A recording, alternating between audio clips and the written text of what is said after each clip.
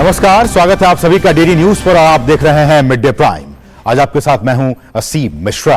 अगले 1 घंटे में हम बात करेंगे देश भर की तमाम बड़ी खबरों की, बताएंगे कि दुनिया भर में कौन कौन सी खबरों पर हैं सबकी नजरें, क्या कुछ चल रहा है खेल अर्थ जगत में, और साथ ही साथ कुछ झलकियां फिल्म, कला और संस्कृति के क्षेत्र से। लेकिन सबसे पहले हेडलाइंस।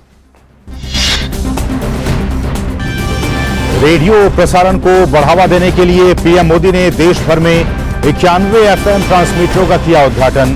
कहा, ऑल इंडिया रेडियो के 91 एफएम ट्रांसमिशन की ये शुरुआत देश के 85 जिलों के 2 करोड़ लोगों के लिए है उपहार।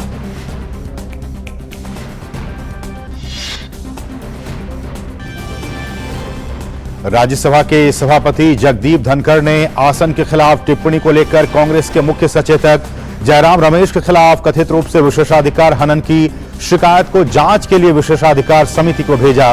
भाजपा सांसद सुधांशु त्रिवेदी ने रमेश के खिलाफ राज्यसभा के सभापति के खिलाफ अपमानजनक टिप्पणी करने और उनकी निष्पक्षता पर सवाल उठाने के लिए दर्ज कराई थी शिकायत।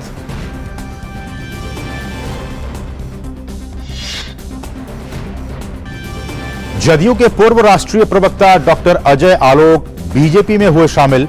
रेल मंत्री और पार्टी के वरिष्ठ नेता अश्विनी वैष्णव ने दिलाई भाजपा की सदस्यता। अजय आलोक ने भाजपा को बताया परिवार। कहा, मोदी विजन में योगदान कर ये मेरे लिए गर्व की बात।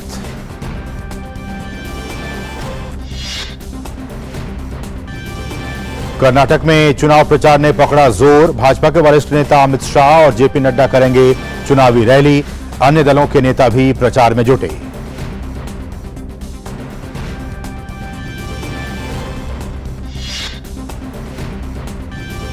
पश्चिम बंगाल में पुलिस की बर्बरता के विरोध में भाजपा का 12 घंटे का बंद। पार्टी ने पुलिस फायरिंग में भाजपा कार्यकर्ता मृत्युंजय बर्मन की मौत होने का लगाया आरोप।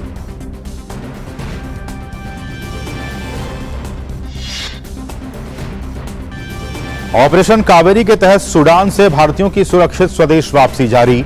135 भारतीयों का 10वां जत्था सूडान से जेद्दा के लिए हुआ रवाना। भारतीय दूतावास के अधिकारियों के परिवार के सदस्य भी समूह का हिस्सा।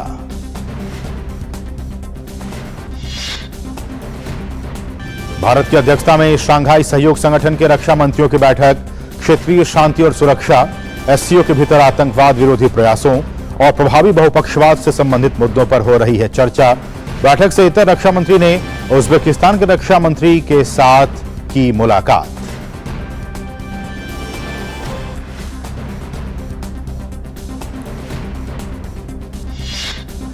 और आईपीएल में आज होने वाले मुकाबले में पंजाब किंग्स की लखनऊ सुपर जायंट्स से होगी भिड़ंत। पंजाब की लखनऊ के खिलाफ दबदबा कायम रखने की होगी कोशिश, वहीं लखनऊ सुपर जायंट्स करना चाहेगी वापसी।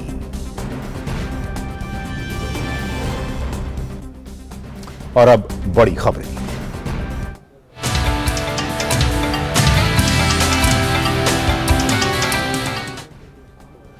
देश में रेडियो कनेक्टिविटी का विस्तार करने के लिए प्रधानमंत्री नरेंद्र मोदी दिल्ली में वीडियो कॉन्फ्रेंसिंग के माध्यम से 100 वॉट के 91 एफएम ट्रांसमीटरों का उद्घाटन किया। इससे देश में रेडियो कनेक्टिविटी को बढ़ावा मिलेगा। 18 राज्यों और 2 केंद्र शासित प्रदेशों के 85 जिलों में 100 वॉट के नए एफएम ट्रांसमीटर लगाए गए हैं। जिन 18 राज्यों और केंद्र शासित प्रदेशों में रेडियो कनेक्टिविटी को बढ़ावा दिया गया है उनमें बिहार, झारखंड, ओडिशा, पश्चिम बंगाल, असम, मेघालय, नागालैंड, हरियाणा, राजस्थान, उत्तर प्रदेश, उत्तराखंड, आंध्र प्रदेश, केरल, तेलंगाना, छत्तीसगढ़, गुजरात, मध्य प्रदेश, महाराष्ट्र, लद्दाख और अंडमान निकोबार द्वीप समूह शामिल हैं। इस विस्तार का प्रमुख मकसद आकांक्षी जिलों, एस्पिरेशनल डिस्ट्रिक्ट्स और जो सीमावर्ती क्षेत्र हैं वहां एफएम के कवरेज को बढ़ावा देना है। सरकार देश में एफएम कनेक्टिविटी बढ़ाने के लिए प्रतिबद्ध है। आकाशवाणी की एफएम सेवा के इस विस्तार से अतिरिक्त 2 करोड़ लोग इस सेवा का लाभ उठा सकेंगे और लगभग 35,000 वर्ग किलोमीटर के से अधिक क्षेत्र में इस कवरेज का विस्तार होगा। ऑल इंडिया रेडियो की एफएम सर्विस का एक्सपांशन ऑल इंडिया एफएम बनने की दिशा में एक बड़ा और महत्वपूर्ण कदम है। ऑल इंडिया रेडियो के 91 एफएम ट्रांसमीटर्स की ये शुरुआत देश के 85 जिलों के 2 करोड़ लोगों के लिए उपहार की तरह है। एक तरह से इस आयोजन में भारत की विविधता और अलग अलग रंगों की एक झलक भी है। जिन जिलों को कवर किया जा रहा है उसमें एस्पिरेशनल डिस्ट्रिक्ट्स, एस्पिरेशनल ब्लॉक्स, उनको भी सविशेष इसका लाभ मिल रहा है। प्रधानमंत्री ने कहा कि इस रेडियो कनेक्टिविटी का विस्तार सबसे ज्यादा उसका लाभ पूर्वोत्तर के क्षेत्रों को मिलेगा। इसका काफी लाभ हमारे नॉर्थ ईस्ट के भाई बहनों को होगा, युवा मित्रों को होगा। इसके लिए उन्हें मैं विशेष तौर पर बधाई देता हूं। साथियों, जब बात रेडियो और एफएम की होती है तो हम जिस पीढ़ी के लोग हैं, हम सबका रिश्ता एक भावुक श्रोता का भी है। और मेरे लिए तो ये भी खुशी है कि मेरा रिश्ता एक होस्ट का भी बन गया है। और प्रधानमंत्री ने कहा कि कुछ दिनों बाद ही मैं रेडियो पर मन की बात का 100वां एपिसोड करने जा रहा हूं। मन की बात का यह अनुभव देशवासियों से इस तरह का भावनात्मक जुड़ाव केवल रेडियो से ही संभव था। मैं इसके जरिए देशवासियों के सामर्थ्य से और सामूहिक कर्तव्य शक्ति से जुड़ा रहा। अभी कुछ दिन बाद ही मैं रेडियो पर मन की बात का 100वां एपिसोड करने जा रहा हूं। मन की बात का ये अनुभव देशवासियों से इस तरह का भावनात्मक जुड़ाव केवल रेडियो से ही संभव था। मैं इसके जरिए देशवासियों के सामर्थ्य से जुड़ा रहा, देश की सामूहिक कर्तव्य शक्ति से जुड़ा रहा। स्वच्छ भारत अभियान हो, बेटी बचाओ बेटी पढ़ाओ हो, या हर घर तिरंगा अभियान हो, मन की बात ने इन अभियानों को जन आंदोलन बना दिया। प्रधानमंत्री ने कहा कि सरकार निरंतर तकनीक के लोकतांत्रिकरण के लिए काम कर रही है। भारत अपने सामर्थ्य का पूरा इस्तेमाल कर पाए, इसके लिए जरूरी है कि किसी भी भारतीय के पास अवसरों की कमी ना हो। आधुनिक तकनीक तो सभी के लिए सुगम और अफोर्डेबल बनाना इसका एक बहुत बड़ा माध्यम है। हमारी सरकार निरंतर इसी तरह टेक्नोलॉजी के लोकतांत्रिकरण, डेमोक्रेटाइजेशन, इसके लिए काम कर रही है। भारत अपने सामर्थ्य का पूरा इस्तेमाल कर पाए, इसके लिए जरूरी है कि किसी भी भारतीय के पास अवसरों की कमी न हो। आधुनिक टेक्नोलॉजी को सभी के लिए एक्सेसिबल बनाना, अफोर्डेबल बनाना, इसका बहुत बड़ा माध्यम है। दुनिया की हर सूचना आज ग्रामीण क्षेत्रों में भी रियल टाइम में पहुंच रही है। प्रधानमंत्री ने कहा कि समाज का एक वर्ग जो सूचनाओं से वंचित था, वो अब फ्री डीटीएच के जरिए इसका लाभ उठा रहा है। देश के सबसे बड़े DTH platform DD free dish की सेवा 4 करोड़ 30 लाख घरों में पहुंच रही है। देश के करोड़ों ग्रामीण घरों में, बॉर्डर के पास वाले इलाकों में आज दुनिया की हर सूचना रियल टाइम में पहुंच रही है। समाज का जो वर्ग दशकों तक कमजोर और वंचित रहा, उसे भी फ्री डिश से एजुकेशन और एंटरटेनमेंट की सुविधा मिल रही है। प्रधानमंत्री ने कहा कि डिजिटल क्रांति का प्रभाव देश के ग्रामीण क्षेत्रों में भी दिखाई दे रही है। उन्होंने कहा कि गांव में युवा अब डिजिटल तकनीक के माध्यम से कमाई भी करने लगे हैं। देश के कोने कोने में, गांव-गांव में नए डिजिटल एंटरप्रेन्योर्स बन रहे हैं। गांव के युवा गांव में रहते हुए ही डिजिटल टेक्नोलॉजी का लाभ उठाकर कमाई कर रहे हैं। इसी तरह जब हमारे छोटे दुकानदारों को, रेहड़ी पटरी वाले साथियों को इंटरनेट और यूपीआई से मदद मिली तो उन्होंने बैंकिंग सिस्टम का लाभ लेना भी शुरू कर दिया। और कार्यक्रम को संबोधित करते हुए सूचना और प्रसारण मंत्री अनुराग सिंह ठाकुर ने कहा कि देश की एक बहुत बड़ी मन की बात कार्यक्रम को लोग नियमित सुनते हैं और इससे काफी प्रभावित हुए हैं। भारत की बहुत बड़ी तादाद में युवा आबादी 65% के लगभग मन की बात को सुनते हैं। तो जो लगता था कि रेडियो के बाद टेलीविजन, ओटीटी प्लेटफॉर्म, इंटरनेट के आने के बाद क्या रेडियो की भूमिका क्या रहेगी, आपके मन की बात ने सबके मन को छुआ भी है, दिल को छुआ है और उन लोगों की उपलब्धियों को भी जन जन तक पहुंचाने का काम किया है। और इससे पहले प्रसार भारती द्वारा निर्मित एक लघु फिल्म भी उसकी प्रस्तुति दी गई।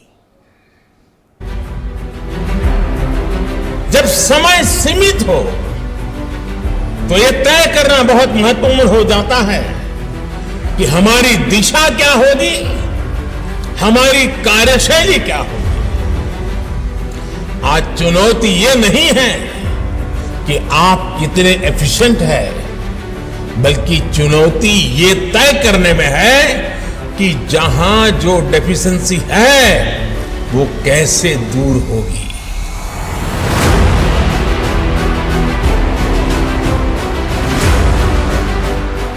Cover the uncovered. प्रधानमंत्री नरेंद्र मोदी का ये संकल्प रोज नई सिद्धि हासिल कर रहा है। इसी दिशा में वंचित इलाकों तक आकाशवाणी की पहुंच लगातार बढ़ रही है। देश के वो क्षेत्र जो अभी तक AIR FM कवरेज से वंचित थे, ऐसे 91 जगहों को चिन्हित कर 100 वॉट के FM स्टेशनों का शुभारंभ हो रहा है। 2.6 AIR FM रेडियो सुन रहे हैं आप।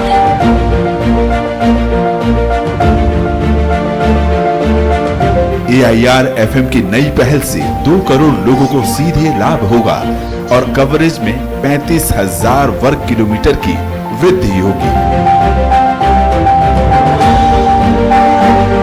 लोगों तक सटीक सूचनाएं और स्वस्थ मनोरंजन की पहुंच बढ़ेगी। आकांक्षी जिले हों या वामपंथ उग्रवाद से प्रभावित क्षेत्र, दूर सुदूर सीमावर्ती क्षेत्र हो या ऐसे इलाके जहां अभी तक AIR FM स्टेशन नहीं था, अब मिलेगा उन्हें भी अपना नया स्टेशन, जिससे स्थानीय भाषाओं को और भी समृद्धि मिलेगी। वहीं लोक संस्कृति और लोक कलाओं का संरक्षण और संवर्धन होगा। इन प्रयासों से सूचना क्रांति की सदी में अब तय होगा सटीक और भरोसेमंद सूचनाओं से सुशासन और विकास का रास्ता। रेडियो का ऐसा सरल माध्यम है कि मैं दूर दूर तक पहुंच पाऊंगा, गरीब से गरीब घर तक पहुंच जाऊंगा, क्योंकि मेरे देश की ताकत गरीब की झोपड़ी में है, मेरी देश की ताकत गांव में है, मेरी देश की ताकत माताओं, बहनों, नौजवानों में है, मेरे देश की ताकत किसानों में है। मैं आप ही के भरोसे भारत आगे बढ़ेगा, ये विश्वास व्यक्त करता हूँ। आपकी शक्ति में भरोसा है, इसलिए मुझे भारत के भविष्य में भरोसा है। ये है अमृत काल का भारत, जहां संपर्क, संचार, सूचना का रोज नया विस्तार है। नए भारत के रंग अब आपके शहर में नए रेडियो AIR FM के संग। और कार्यक्रम के बाद सूचना और प्रसारण मंत्रालय में सचिव अपूर्व चंद्र ने डीडी न्यूज के साथ खास बातचीत में कहा कि मन की बात कार्यक्रम की पहुंच जन जन तक हुई है, जिसमें पीएम मोदी का बहुत बड़ा योगदान है। सूचना और प्रसारण मंत्रालय के सचिव अपूर्व चंद्र हमारे साथ अभी बातचीत के लिए मौजूद हैं। सर, प्रधानमंत्री ने एफएम रेडियो जो है उसको शुरू किया है देश के विभिन्न इलाकों में, क्या कहेंगे? प्रधानमंत्री के संबोधन पर क्या प्रतिक्रिया है? आज आदरणीय प्रधानमंत्री जी ने 18 राज्य और 2 केंद्र शासित प्रदेशों में 91 एफएम ट्रांसमीटर्स का उद्घाटन किया है और इससे लगभग 2 करोड़ नागरिकों को एफएम की सुविधा उपलब्ध होगी। माननीय प्रधानमंत्री जी ने अपने संबोधन में हमें अवगत कराया कि डीडी फ्री डिश और ऑल इंडिया रेडियो के मार्फत हम किस तरह से सूचना हम सुदूर क्षेत्रों में देते हैं और कैसे उनको जो है देश में होने वाली जो भी कार्यक्रम है, जो भी सरकार के कार्यक्रम है, उनके बारे में पता चलता है। अंतर्राष्ट्रीय जो गतिविधियां हैं उनके बारे में पता चलता है और इसका महत्व उन्होंने सबको समझाया है और उन्होंने यही विजन दिया कि ऑल इंडिया रेडियो की जितनी चैनल हैं वो आगे भी हमारे सब नागरिकों को जोड़ती रहें, उन्हें इसी तरह से सूचना का प्रसारण करती रहें। सर, ऐसा लगता है कि मन की बात कार्यक्रम की वजह से भी रेडियो का बहुत मान बढ़ा है। ऑल इंडिया रेडियो की जो लोकप्रियता है वो प्रधानमंत्री के मन की बात कार्यक्रम की वजह से बढ़ी है। मन की बात कार्यक्रम प्रधानमंत्री जी ने जो लगभग अब 100वां एपिसोड हमारा परसों के दिन प्रसारित होने वाला है। अभी एक सर्वे जो IIM रोहतक ने कराया उसके अंदर ये देखने को मिला कि 100 करोड़ लोगों ने कभी ना कभी मन की बात सुना है और 23 करोड़ लोग उसको रेगुलरली सुनते आ रहे हैं। ये एक बहुत बड़ी उपलब्धि है। मुझे लगता है कि विश्व में कोई भी ऐसा कार्यक्रम रेडियो के ऊपर नहीं होगा जो कि इस तरह से सुना जा रहा है और इसको देश की सब भाषाओं में 22 भाषाओं में और डायलेक्ट्स में इसका प्रसारण होता है। साथ ही 12 अंतर्राष्ट्रीय भाषाओं में भी इसका प्रसारण होता है। ये भी मेरे को लगता है कीर्तिमान होगा। चलिए, बहुत शुक्रिया। सूचना और प्रसारण सचिव अपूर्व चंद्र, जिनका कहना है कि मन की बात कार्यक्रम ने एक कीर्तिमान स्थापित किया है और 100 करोड़ लोगों तक हम पहुंचने में कामयाब हुए हैं। आने वाले दिनों में इसकी और भी रीच बढ़ेगी, पहुंच बढ़ेगी, ऐसा हम सब मानते हैं। कैमरामैन राजेश शर्मा के साथ राजेश राज, डीडी न्यूज, दिल्ली। और देश में रेडियो कनेक्टिविटी को और भी बढ़ावा देने के लिए पीएम मोदी ने 91 एफएम ट्रांसमीटरों का आज उद्घाटन किया। आज के न्यूज लेंस में आप जानिए कि क्या होता है एफएम ट्रांसमीटर और क्या होंगे पीएम मोदी द्वारा देश को दी गई इस सौगात के फायदे।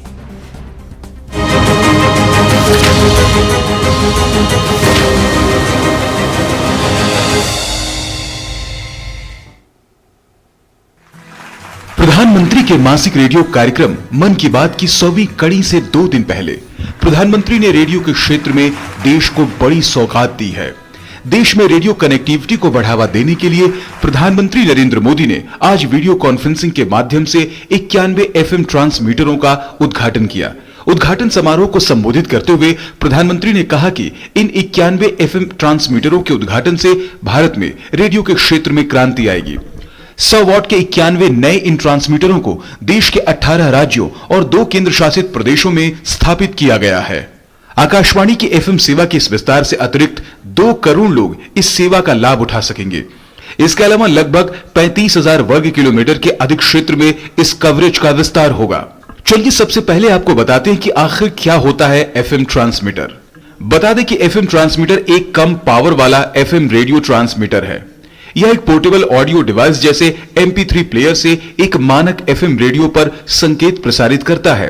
एफएम ट्रांसमीटरों का उपयोग आमतौर पर कार रेडियो पर पोर्टेबल ऑडियो डिवाइस चलाने के लिए वर्क अराउंड के रूप में किया जाता है, जिसमें इनपुट जैक या ब्लूटूथ ऑडियो कनेक्टिविटी नहीं होती है।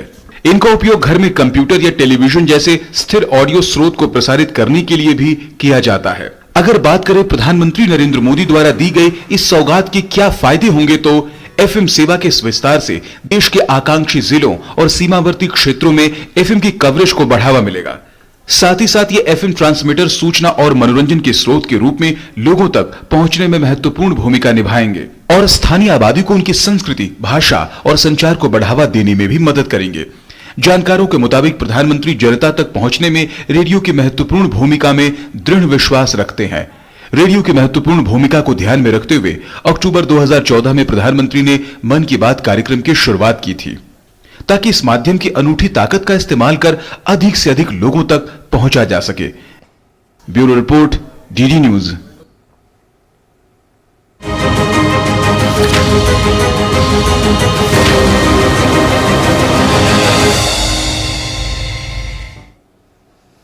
बढ़ेंगे आगे और अब बात करेंगे ताजा खबर की।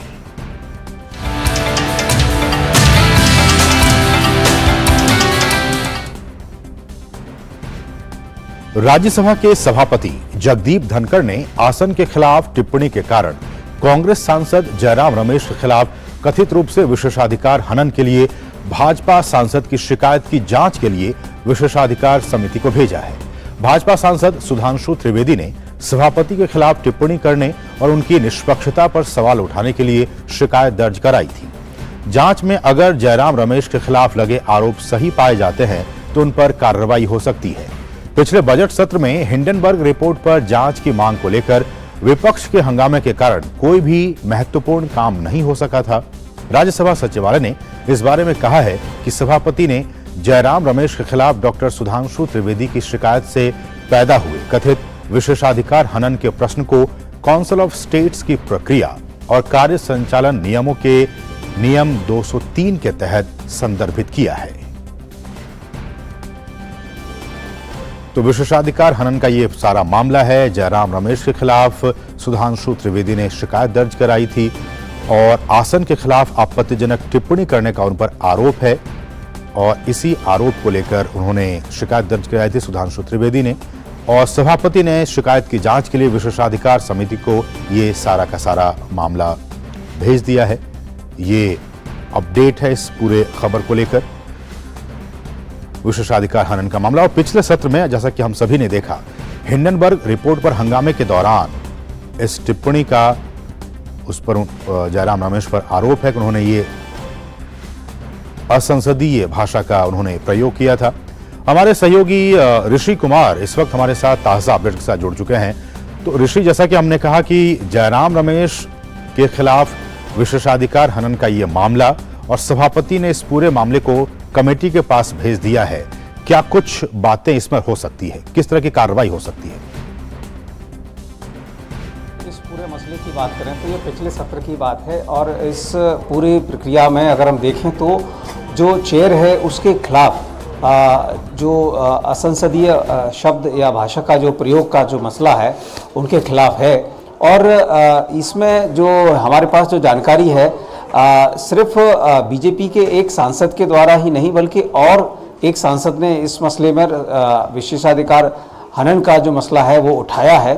और सुधांशु त्रिवेदी की जो शिकायत है जो बीजेपी के सांसद हैं उसको तो सभापति के जो कार्यालय है उसने प्रिविलेज कमेटी के पास इसको फॉरवर्ड कर दिया है और इस कमेटी की शुरुआती जो जांच होगी और उसके बाद जो सिफारिश होगी उसके बाद ही तय होगा और उस सिफारिश को सभापति किस रूप में स्वीकार करते हैं, बिल्कुल ये उनका प्रेरोगेटिव होता है, वो उनका विशेषाधिकार है और इसी आधार पर ये तय होगा कि उनके खिलाफ क्या कार्रवाई होनी चाहिए। लेकिन इतना तो तय है कि जिस तरीके से विपक्ष के सांसद पिछले सत्र के दौरान जो शोर शराबा और हंगामा कर रहे थे उसमें ये वो भूल गए कि वो अपनी जो मर्यादा है खासतौर से सभापति और चेयर का सम्मान करने की उसको भूल गए और ये उसी का परिणाम है कि उनके खिलाफ जो नोटिस है उसको स्वीकार किया गया है। और जब किसी नोटिस को स्वीकार करके प्रिविलेज कमेटी को भेजा जाता है तो ये माना जाता है कि प्रथम दृष्टया उसमें इस तरीके की खामियां हैं और ऐसा साक्ष्य है कि उनके खिलाफ कार्रवाई हो सकती है। ये कार्रवाई उनके खिलाफ चाहे वो सदन से उनके कुछ समय के लिए सस्पेंशन की हो सकती है या फिर उनसे इस पर खेद व्यक्त करने को कहा जा सकता है। कई सारे ऐसे विकल्प होते हैं, खासतौर से सभापति के पास इस मामले में असीमित अधिकार होते हैं और उन अधिकारों का प्रयोग वो करते रहते हैं। और पिछली बार हमने देखा है कि जो सांसद इस तरीके की भाषा का प्रयोग करते पाए गए उनके खिलाफ भी कार्रवाई हुई। और जो एक और मसला था जिसमें कि कांग्रेस की एक सांसद ने सदन के अंदर जो भाषा और जो मर्यादा का जो सवाल था उसके आधार पर उनकी जो कार्रवाई की थी और उसके लिए कमेटी जो बनाई गई थी उसकी कमेटी की रिपोर्ट न आने तक उनके सस्पेंशन को बढ़ा दिया गया था पिछले सत्र के दौरान। तो इस तरीके से उनके खिलाफ सस्पेंशन की कार्रवाई हो सकती है या उनसे खेद व्यक्त करने को कहा जा सकता है। बिल्कुल। तो प्रिविलेज कमेटी अपनी रिपोर्ट में क्या कुछ कहती है वो तो बाद की बात है, लेकिन संसदीय परंपरा में माननीय सांसद की तरफ से किसी भी असंसदीय भाषा का प्रयोग करना ये जायज नहीं है। इसका ख्याल सभी सांसदों को, सभी सदस्यों को रखना चाहिए। इस बात की उम्मीद और इस बात का चर्चा हमेशा सभापति की तरफ से की जाती रही है। बहुत बहुत शुक्रिया ऋषि, इन तमाम ताज़ा अपडेट्स को हम तक पहुंचाने के लिए आपका बहुत बहुत शुक्रिया। बढ़ेंगे आगे और अब बात करेंगे अजय आलोक की। बिहार में जदयू से निष्कासित नेता अजय आलोक ने आज बीजेपी का दामन थाम लिया। दिल्ली में बीजेपी कार्यालय में केंद्रीय मंत्री अश्विनी वैष्णव ने अजय आलोक को भाजपा की सदस्यता दिलाई। अश्विनी वैष्णव ने कहा कि जो हमारी विचारधारा से जुड़कर काम करना चाहते हैं या फिर जो राष्ट्रहित में काम करने की इच्छा रखते हैं, उनका बीजेपी हमेशा स्वागत करती है। आज अजय आलोक जी का बहुत हम स्वागत करते हैं। भारतीय जनता पार्टी में हमेशा जो हमारी विचारधारा के साथ जुड़ के काम करना चाहे, जो राष्ट्र के प्रति समर्पित हो, जो राष्ट्र प्रथम सदैव प्रथम की भावना को ही अपनी भावना माने, जो गरीबों के लिए अपने जीवन को सर्वस्व करने के लिए तैयार रहे और जो विकास को अपनी जिंदगी की यात्रा माने, ऐसे सभी साथियों का हमेशा स्वागत रहता है। और बीजेपी में शामिल होने के बाद अजय आलोक ने कहा कि उन्हें ऐसा लग रहा है जैसे वे अपने एक ऐसे परिवार में आए हैं जिसके मुखिया मोदी जी हैं। कि मैं भारतीय जनता पार्टी में, मुझे लगता है कि मैं अपने परिवार में ही आया हूं। एक ऐसा परिवार जिसके मुखिया नरेंद्र मोदी जी हैं, जिनकी नीतियों से मैं तो क्या पूरा देश प्रभावित है और आज देश उसी दिशा में बढ़ रहा है जिसमें मोदी जी बढ़ रहे हैं। मैं कोशिश करूंगा अगर 1% भी मेरा योगदान इस मोदी मिशन में हो सका तो यही मेरे लिए बहुत गर्व की बात होगी। और अब खबर ओडिशा से है, जहां के संबलपुर में हनुमान जयंती पर जुलूस के दौरान हुई हिंसा की जांच के लिए बीजेपी ने एक जांच कमेटी बना दी है। पार्टी अध्यक्ष जेपी नड्डा ने इस तरह की घटना पर दुख जताया और पूरे घटनाक्रम का पता लगाने के लिए 4 सदस्यों की कमेटी गठित की है, जिसमें उत्तर प्रदेश से राज्यसभा सांसद ब्रजलाल के साथ साथ झारखंड राज्यसभा से 2 सांसद समीर ओरांव और आदित्य साहू शामिल हैं। पश्चिम बंगाल के पुरुलिया से बीजेपी सांसद ज्योतिर्मय सिंह महतो भी इस कमेटी के सदस्य हैं। ये जांच कमेटी घटनास्थल का दौरा करेगी और स्थिति का पता लगाने के बाद तैयार रिपोर्ट बीजेपी अध्यक्ष को सौंपेगी। हाल ही में बीजेपी की ओडिशा इकाई ने केंद्रीय गृह मंत्री अमित शाह को पत्र लिखकर संबलपुर में हुई हिंसा की एनआईए से जांच कराने की मांग की थी। भारत शंघाई सहयोग संगठन के अध्यक्ष के तौर पर एससीओ रक्षा मंत्रियों की बैठक की मेजबानी कर रहा है। रक्षा मंत्री राजनाथ सिंह बैठक की अध्यक्षता कर रहे हैं। भारत द्वारा पर्यवेक्षकों के रूप में आमंत्रित किए गए बेलारूस और ईरान के अलावा चीन, कजाकिस्तान, किर्गिस्तान, रूस, ताजिकिस्तान, उज्बेकिस्तान के रक्षा मंत्री मौजूद हैं। रक्षा मंत्री अन्य मुद्दों के अलावा क्षेत्रीय शांति और सुरक्षा, एससीओ के भीतर आतंकवाद विरोधी प्रयासों और प्रभावी बहुपक्षवाद से संबंधित मुद्दों पर चर्चा हो रही है। भारत के एससीओ की अध्यक्षता की थीम है सिक्योर एससीओ। और एससीओ बैठक से इतर रक्षा मंत्री ने उज्बेकिस्तान के रक्षा मंत्री लेफ्टिनेंट जनरल कुर्बानोव बखोदिर के साथ आज द्विपक्षीय बैठक की।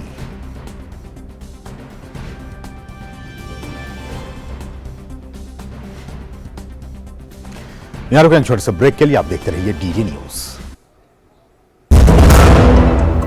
Indian Maritime University brings you the most prestigious and adventurous career in merchant navy and marine engineering with world-class infrastructure and sprawling campus at 6 locations. It's not just a career but an ocean of opportunities. Indian Maritime University, a central university recognized by Government of India. Admissions open for 2023 to 24.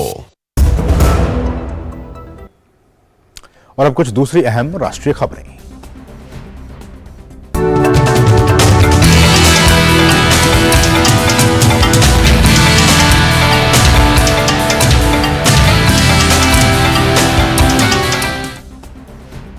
प्रधानमंत्री नरेंद्र मोदी ने दिवंगत नेता प्रकाश सिंह बादल पर दैनिक समाचार पत्रों में एक लेख लिखा है। पीएम ने एक दैनिक समाचार पत्रों में लेख साझा करते हुए कहा है कि 25 अप्रैल की शाम को जब मुझे सरदार प्रकाश सिंह बादल जी के निधन की खबर मिली तो मन बहुत दुखी हुआ।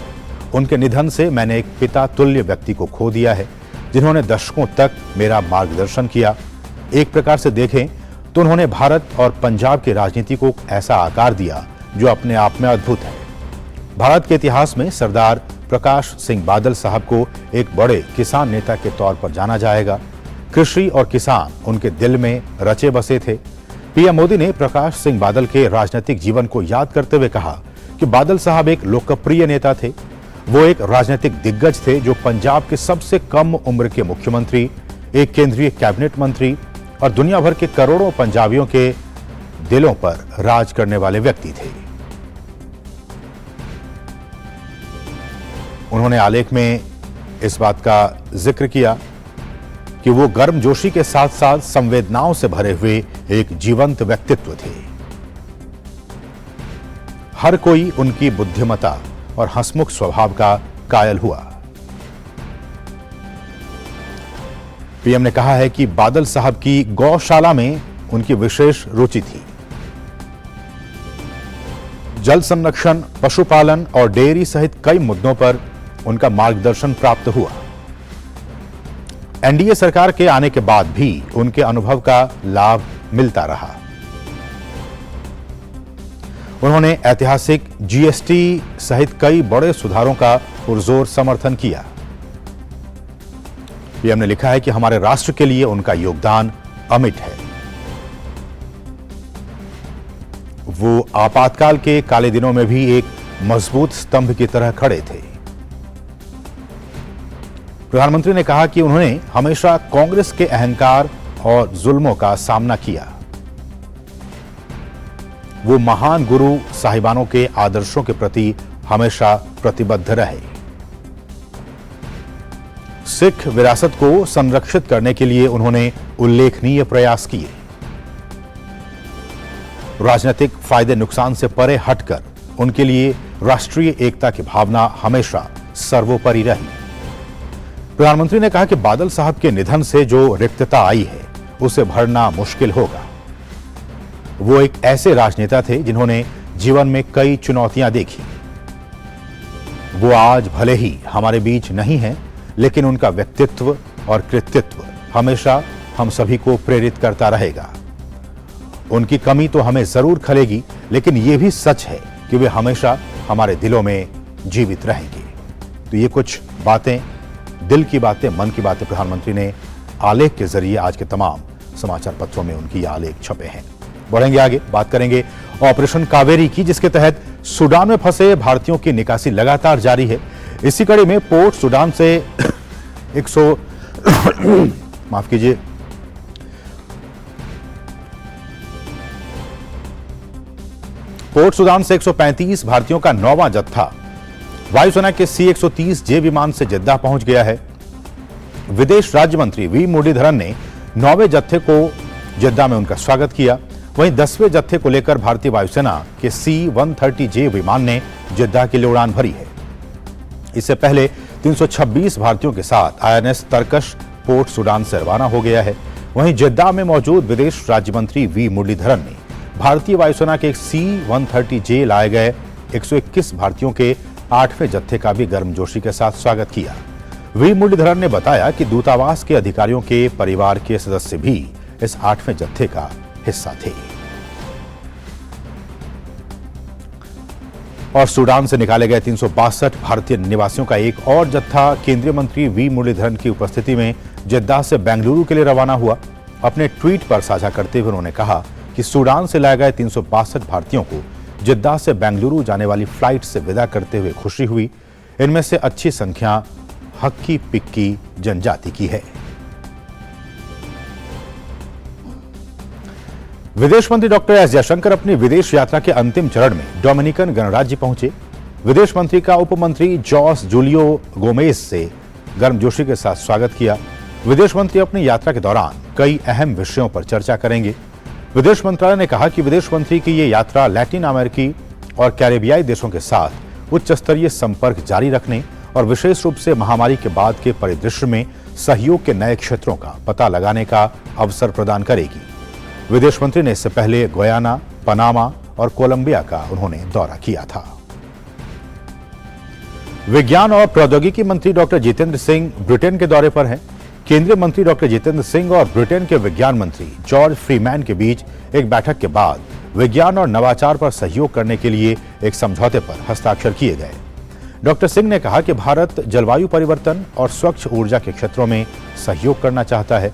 समझौते का मकसद जलवायु परिवर्तन और महामारी की तैयारी जैसी वैश्विक चुनौतियों से निपटने के लिए नई संयुक्त अनुसंधान योजनाओं को शुरू करना है। यह समझौता एक नया net zero innovation virtual centre स्थापित भी करता है। इस सहयोग में ब्रिटेन भारत की वैज्ञानिक गहरी समुद्री यात्रा भी शामिल होगी।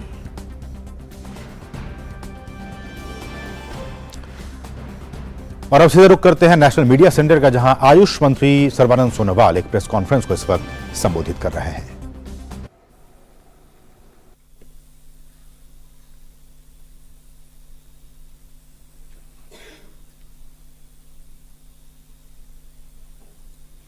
नमस्कार।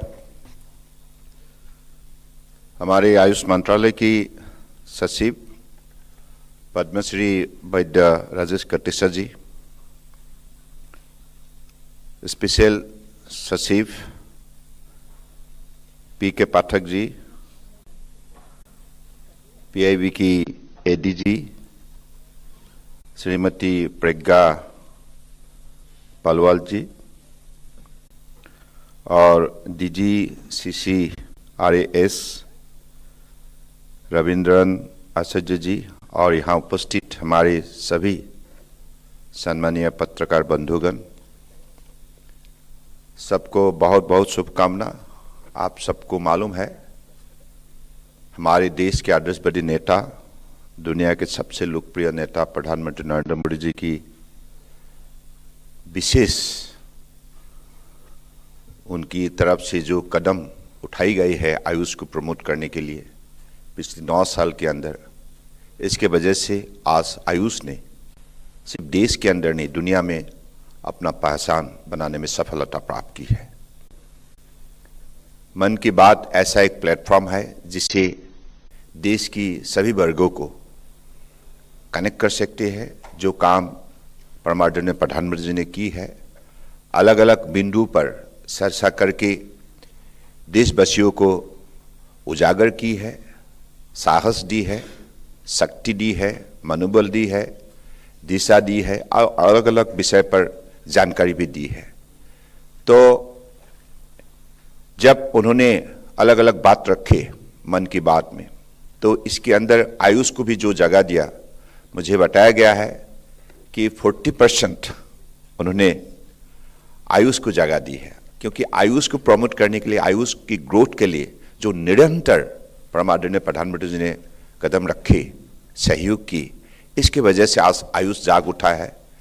आयुष का इंडस्ट्री हो, मैन्युफैक्चर हो, रिसर्च हो, एकेडमिक एक्टिविटी हो, हर पैरामीटर पर आज आयुष ने जो अपनी काम को आगे बढ़ाने में सफलता प्राप्त की, इसके वजह से हमें भी बहुत मनोबल मिली है और नई पीढ़ियों को भी हमारी जो परंपरागत चिकित्सा पद्धति के बारे में अवगत करने के लिए हमें भी माननीय प्रधानमंत्री जी ने मार्गदर्शन दी है।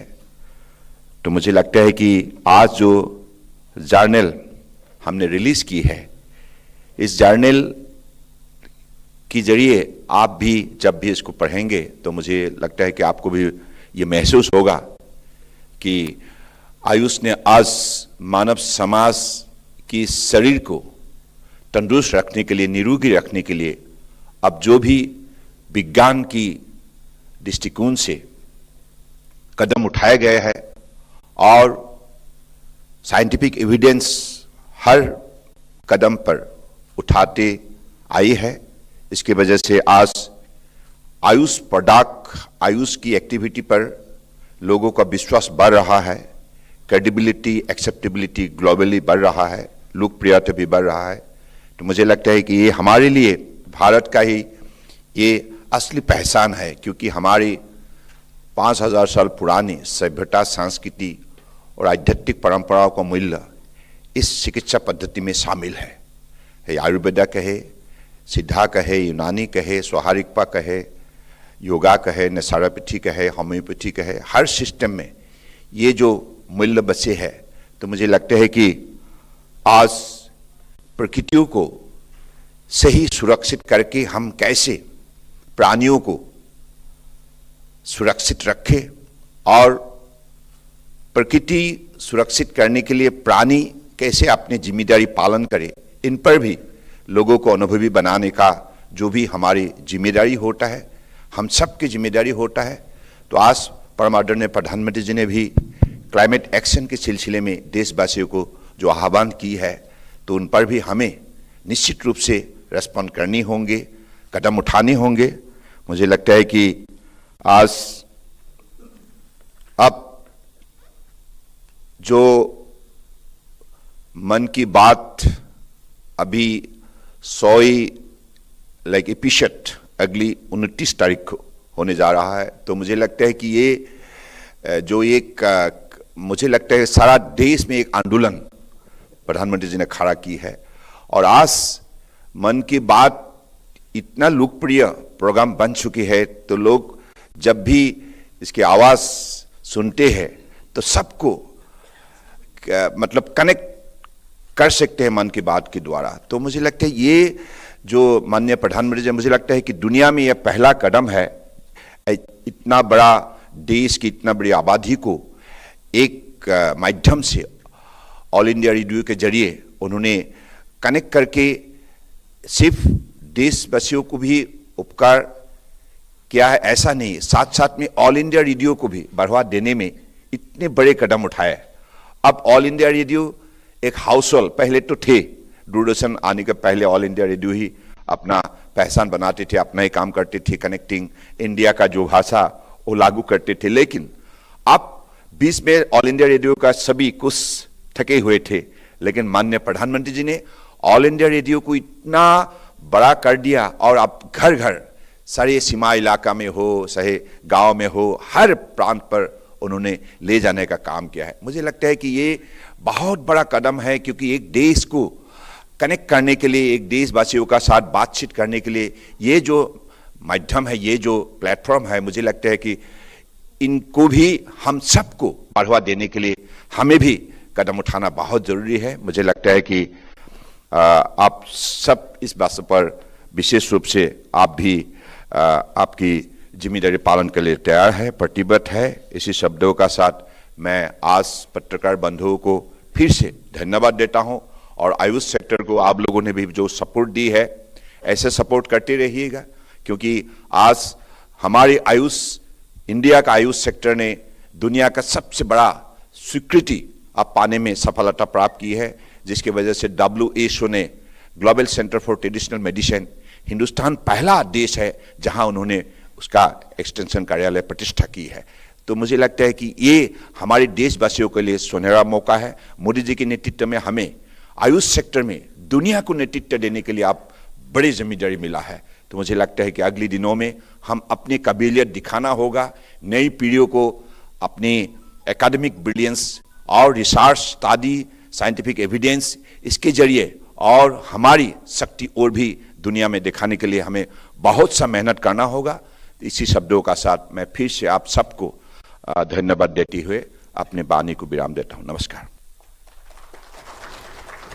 Thank you sir. तो आप सर्वानंद सोनोवाल को सुन रहे थे, नेशनल मीडिया सेंटर से आयुष मंत्री हैं वो, और उन्होंने कहा कि जिस तरह से मन की बात कार्यक्रम के जरिए आयुष की बातें जन जन तक पहुंची हैं, और अब जबकि इस रविवार को 100वां एपिसोड प्रसारित होगा मन की बात का, अब तक आयुष सेक्टर का जिक्र प्रधानमंत्री के इस कार्यक्रम के जरिए 37 बार इसका जिक्र किया गया है, और इस जिक्र के जरिए घर घर तक आयुष और उसकी महत्ता क्या है वो अब लोग जानने लगे हैं।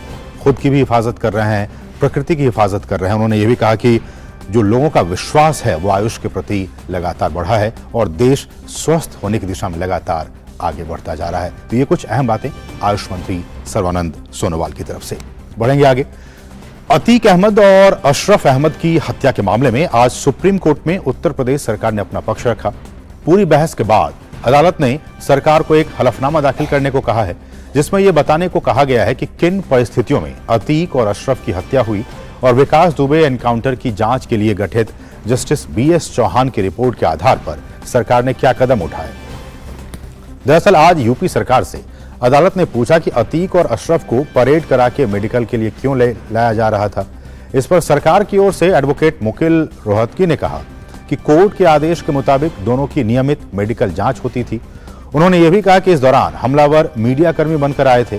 उन्होंने यह भी बताया कि यूपी सरकार ने जांच के लिए न्यायिक आयोग बनाया है और पुलिस की ओर से एसआईटी काम कर रही है, लेकिन याचिकाकर्ता ने कहा है कि न्यायिक आयोग को सिर्फ इस मामले की तहकीकात करनी है, जबकि उन्होंने 2017 के बाद के सभी एनकाउंटर्स की जांच की भी मांग की है।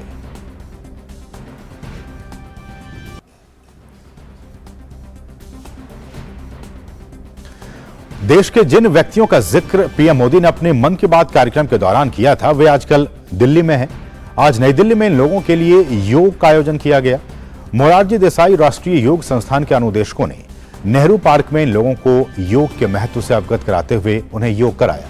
किस तरह का रहा इनका योग का ये सत्र, इसका जायजा लिया हमारे सहयोगी गिरीश निशाना ने।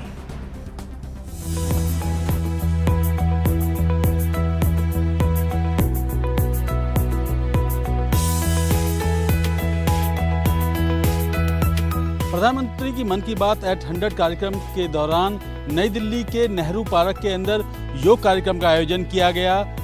मोरारजी देसाई राष्ट्रीय योग संस्थान द्वारा ये अभ्यास कराया जा रहा है। इनके इंस्ट्रक्टर हमारे साथ मौजूद हैं, राहुल सिंह चौहान जी। प्रोटोकॉल कॉमन योगा प्रोटोकॉल के कुछ अभ्यास चुन के करा रहे हैं, कुछ और स्पेशल प्रैक्टिसेस जो ये डेली लाइफ में कर सकते हैं वो करा रहे हैं। इसके साथ साथ जीवनी शक्ति यानी जिसको लाइफ फोर्स बोलते हैं उसको बढ़ाने के लिए हम लोग इनको प्राणायाम का अभ्यास सिखा रहे हैं और ध्यान का अभ्यास भी सिखाएंगे, जिससे इनका मन संतुलित हो, शांत हो। जिनका जिक्र प्रधानमंत्री ने खुद अपनी मन की बात कार्यक्रमों में किया, वो लोग यहाँ पर मौजूद हैं। कुछ लोग हैं, उनसे बात करते हैं। पहले ये बात बताना है, जो करेगा योग उनको नहीं होगा रोग। सारा देश का जो लोग आया है तो बहुत बहुत बधाई देता है, धन्यवाद करता है और कृतज्ञता जनाता है प्रधानमंत्री को। मोदी जी ने जो कहा है कि योग करना चाहिए तो निरोग रहेंगे। जो हमारा वैदिक भारत था उसका जागरण किया है, हमारी वैदिक परंपराओं का जागरण हो रहा है। पूरे विश्व में भारत का नाम जा रहा है, भारत की संस्कृति पूरे विश्व जान रही है। योग से निरोग काया मिलेगी हमें, तो ये बहुत अच्छा कार्यक्रम है और हम लोगों को बहुत लाभ मिलेगा। इससे सभी लोगों को करना चाहिए। ये हमारा शरीर जो है इसको फिट रखना बहुत ज़रूरी है ताकि हमारी जो इम्यूनिटी बढ़े। तो जब मोदी जी ने आह्वान किया था कि आप अपने आप को फिट रखिए, योग कीजिए रोज़, तब से मैंने चालू किया था और 2 साल में मैंने अपने फिटनेस में बहुत इजाफा किया है। योग की बहुत आवश्यकता है, जिससे अपनी प्रकृति, अपने शरीर की जो पावर है वो अच्छी होती है। मेडिकल साइंस के तो हम ट्रीटमेंट कर सकते हैं, लेकिन योग साइंस से तो हम काफ़ी डिसीज़ को, काफ़ी बीमारियों को हम प्रिवेंट भी कर सकते हैं। From this Mann Ki Baat program, especially today, this program is very benefit for me, as I'm having sciatica, my background problem, then I'm having some nerve problem, so this is helpful for me. ये हमारे वेद शास्त्रों में ही वर्णित है कि पहला सुख Yagi निर्मल काया और योग रखे निरोग। तो इसलिए आज ये योगा कार्यक्रम है और माननीय प्रधानमंत्री जी का बहुत बहुत धन्यवाद। प्रधानमंत्री जी ने यहाँ मन की बात में हम लोगों को आमंत्रित करके हम लोगों को बहुत ज़्यादा गौरवान्वित किया है, जिससे हमें काम करने का उत्साह प्राप्त होता है। ये तो सर्वविदित है कि बिना योग के जीवन नहीं है। योग जीवन के लिए एक मात्र साधन है जो आपको पूर्णतः स्वस्थ बनाता है। माननीय प्रधानमंत्री जी को कोटि कोटि धन्यवाद पूरे झारखंड वासियों की ओर से कि मन की बात में आपने जिनका चर्चा किया था, मेरी भी चर्चा आपने 31 जनवरी 2021 को किया था। मैं एक शिक्षक हूँ। और 28 मार्च को प्रसारित मन की बात कार्यक्रम में प्रधानमंत्री ने बताया था कि आज के आधुनिक मेडिकल साइंस के इस दौर में अंगदान, ऑर्गन डोनेशन किसी को जीवन दान देने का एक बेहतरीन माध्यम है। एक अहम बात यह भी है कि आज पूरे भारत में ऑर्गन डोनेशन को लेकर काफी जागरूकता बढ़ी है।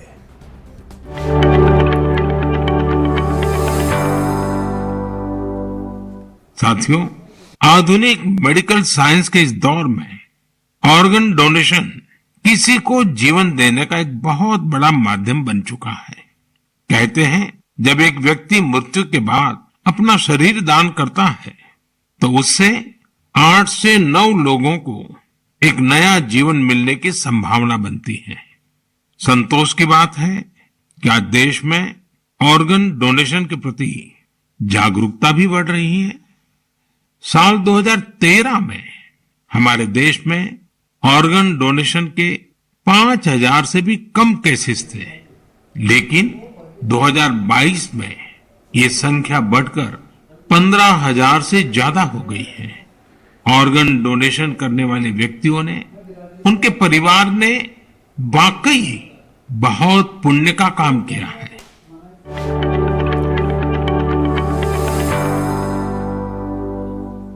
और अब अर्थ जगत से जुड़ी कुछ अहम खबरें।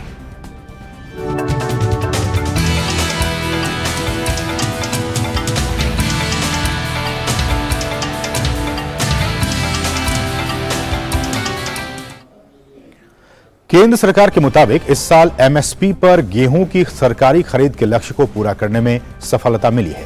आंकड़ों के मुताबिक रबी मार्केटिंग सीजन 2023-24 के दौरान 26 अप्रैल 2023 तक 195 लाख मीट्रिक टन गेहूं की खरीद हुई है। इससे पहले 2022-23 में कुल 187.92 लाख मीट्रिक टन गेहूं खरीदा गया था। यानी सरकार ने इस बार 26 दिनों में पिछले साल के खरीद का रिकॉर्ड तोड़ दिया। इसमें पंजाब, हरियाणा, एमपी का प्रमुख योगदान है। इसके अलावा धान की खरीद सुचारू रूप से चल रही है। इससे किसानों को बहुत लाभ हुआ है। दरअसल केंद्र सरकार ने सभी राज्यों को बेहतर संपर्क के लिए पहले से नामित खरीद केंद्रों के अलावा ग्राम और पंचायत स्तर पर खरीद केंद्र खोलने और सहकारी समितियों, ग्राम पंचायतों, आढ़तियों के माध्यम से भी खरीद करने की अनुमति दी है। और इस साल की बढ़ती हुई खरीद में योगदान करने वाले प्रमुख कारकों में से एक ये भी बड़ा कारण है। अटल पेंशन योजना को लेकर एक बड़ी खबर आई है। बीते वित्तीय वर्ष यानी कि साल 2022-23 में 1 करोड़ 19 लाख लोगों ने इस योजना में अपना नामांकन कराया है। साल 2021-22 के मुकाबले ये 20% ज्यादा है, जब करीब 99 लाख लोगों ने इसमें अपना नामांकन कराया था। इसके साथ ही 31 मार्च 2023 तक इस योजना में नामांकन कराने वाले लोगों की संख्या 5 करोड़ 20 लाख से अधिक हो गई है। पीएफआरडीए के मुताबिक योजना में संपत्ति प्रबंधन के तहत करीब 27,200 करोड़ रुपए की राशि है। इसकी शुरुआत के बाद से अब तक योजना में जो इन्वेस्टमेंट रिटर्न है वो 8.69% दर्ज की गई है। केंद्र सरकार के मुताबिक पब्लिक सेक्टर बैंकों की श्रेणी में 9 बैंकों ने सालाना लक्ष्य हासिल किया। Bank of India, state bank of India और इंडियन बैंक ने प्रति शाखा 100 से अधिक एपीवाई खाते खोले हैं। क्षेत्रीय ग्रामीण बैंकों की श्रेणी के तहत 32 बैंकों ने वार्षिक लक्ष्य हासिल किया, जबकि झारखंड राज्य ग्रामीण बैंक, विदर्भ कोंकण ग्रामीण बैंक, त्रिपुरा ग्रामीण बैंक और बड़ौदा उत्तर प्रदेश ग्रामीण बैंक ने प्रति शाखा 160 से अधिक खाते खोले हैं। इसके अलावा बिहार, झारखंड, असम, यूपी, पश्चिम बंगाल, एमपी, त्रिपुरा, राजस्थान, आंध्र प्रदेश, छत्तीसगढ़, ओडिशा और उत्तराखंड जैसे 12 राज्यों ने भी अपने वार्षिक लक्ष्य हासिल किए हैं। केंद्र सरकार द्वारा इस योजना को विशेष रूप से गरीबों, वंचितों और असंगठित क्षेत्र के श्रमिकों के लिए एक सार्वभौमिक सामाजिक सुरक्षा प्रणाली बनाने के लिए शुरू किया गया था। हालांकि इस योजना का लाभ भारत का कोई भी नागरिक ले सकता है। इस योजना को पेंशन फंड नियामक और विकास प्राधिकरण द्वारा प्रशासित किया जाता है। एपीवाई के तहत एक ग्राहक को उनके योगदान के आधार पर 60 वर्ष की आयु से प्रति माह 1,000 रुपए से 5,000 रुपए की आजीवन न्यूनतम गारंटीकृत पेंशन प्राप्त होगी, जो स्वयं एपीवाई में शामिल होने की उम्र के आधार पर अलग अलग होगी। अभिदाता की मृत्यु के बाद उनके पति पत्नी को समान पेंशन का भुगतान किया जाएगा और उनके पति पत्नी दोनों की मृत्यु पर अभिदाता की 60 वर्ष की आयु तक संचित पेंशन राशि नामांकित व्यक्ति को वापस कर दी जाएगी। यहां रुकें एक छोटे से ब्रेक के लिए। आप देखते रहिए डीडी न्यूज। भारतीय समुद्री विश्वविद्यालय मर्चेंट नेवी और मरीन इंजीनियरिंग में उज्जवल करियर बनाने का एक सुनहरा मौका। 6 स्थानों पर आधुनिक परिसर, विश्व स्तरीय इंफ्रास्ट्रक्चर। ये सिर्फ एक करियर नहीं, ये अवसरों का सागर है। भारतीय समुद्री विश्वविद्यालय भारत सरकार के अधीन वर्ष 2023-24 के लिए प्रवेश आमंत्रित हैं। और अब खेल जगत की खबरें।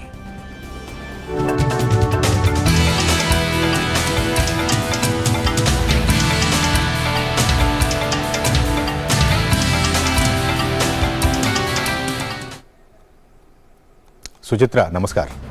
नमस्ते असीम। और सबसे पहले खबर देखते हैं इंडियन प्रीमियर लीग से जुड़ी हुई।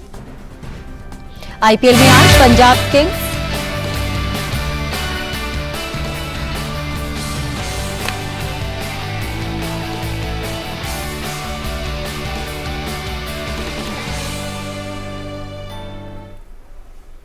इंडियन प्रीमियर लीग में आज पंजाब किंग्स और लखनऊ सुपर जायंट्स मोहाली में आमने सामने होंगे। पंजाब किंग्स ने पिछले मुकाबले में मुंबई इंडियंस के खिलाफ 13 रन से शानदार जीत हासिल की थी। वहीं लखनऊ सुपर जायंट्स को पिछले मैच में गुजरात टाइटंस के खिलाफ एक लो स्कोरिंग मुकाबले में 7 रन से हार झेलनी पड़ी थी। दोनों टीमों के बीच हुए सीजन के पहले मुकाबले में पंजाब किंग्स ने 2 विकेट से रोमांचक जीत दर्ज की थी। पंजाब किंग्स लखनऊ के खिलाफ अपना दबदबा कायम रखना चाहेगी, वहीं लखनऊ की टीम इस मैच में वापसी करना चाहेगी।